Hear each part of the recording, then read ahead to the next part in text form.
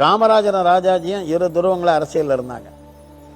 1952 எலெக்ஷனில் கிட்டத்தட்ட கம்யூனிஸ்டே இந்த தமிழ்நாட்டை ஆள்றக்கூடிய அளவுக்கு மெஜாரிட்டி வந்தது. அப்போ காமராஜர் காப்பாற்றுறதுக்கு ராஜாஜியை விட்டா ஆள் கிடையாதுன்னு சொல்லி ஃப்ரேமுக்குள்ள ராஜாஜி வந்து Rajaji became the chief minister. அப்போ பிரைம் மினிஸ்டர்னு பேர், பிரசிடென்சி தான் இருந்தது. அப்போ ரெண்டு பேரும் சேர்ந்து வண்டியில் ஒன்றா வராங்க. ஒரு ட்ரெயினில் பக்கத்து ஃபர்ஸ்ட் கிளாஸ் கம்பார்ட்மெண்ட்டில் அதில் காமராஜர் அதில் ராஜாஜி வராங்க. இல்லை அவருக்கும் ஒரு காங்கிரஸ் கமிட்டி தலைவர் இருப்பார்.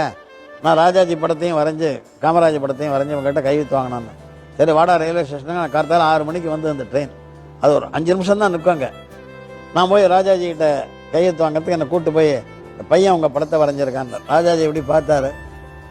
ராஜாஜியுடைய கையெழுத்து எனக்கு தெரியும். ராஜகோபாலாச்சாரி தான் எழுதுவார். ஆனால் ராஜகோபாலாச்சாரின்னு இப்படி எஸ்ஸை படுக்க வச்ச மாதிரி ராஜகோபாலாச்சாரின்னு இப்படி எழுதினார். நான் வந்து சார், நான் கல்கி தீபாவளி மலர்லாம் உங்கள் கையெழுத்தை பார்த்துருக்கேன் சார், உங்கள் கையெழுத்து மாதிரி இல்லையான்னு ராஜாஜி கிட்ட. படமா நான் மாதிரி என் மாதிரி இல்லையா, அதனால கையெழுத்து என் மாதிரி இல்லைன்னு. உடனே பக்கத்து கம்பார்ட்மெண்ட்டில் காமராஜ் ட்ரெயின் புறப்பட போகிறது காமராஜ்கிட்ட போனேன். காமராஜ் படத்தை படித்தோடனே கூ காமராஜ் அப்படின்னு தமிழில் நீட்டாக கையெழுத்து போட்டு கொடுத்து ரொம்ப நல்லா இருக்குன்னு முதுகில் தட்டி கொடுத்தாரு. நான் இறங்கிட்டேன்.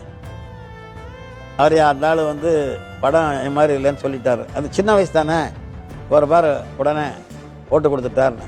அது காமராஜர் காதில் விழுந்தோடனே அவர் பேர் அந்த சத்தியமூர்த்தின்னு பேர், ஸ்ரீரங்கத்தில் காங்கிரஸ் தலைவர். அவரை கூப்பிட்டாரு. இந்த படமும் என் மாதிரி தான் இல்லை, பாவம் அந்த பையன் ஆசையாக வரைஞ்சிருக்கானே, வருத்தப்பட போகிறான்னு போட்டு கொடுத்தாங்க. அதான் காமராஜ்.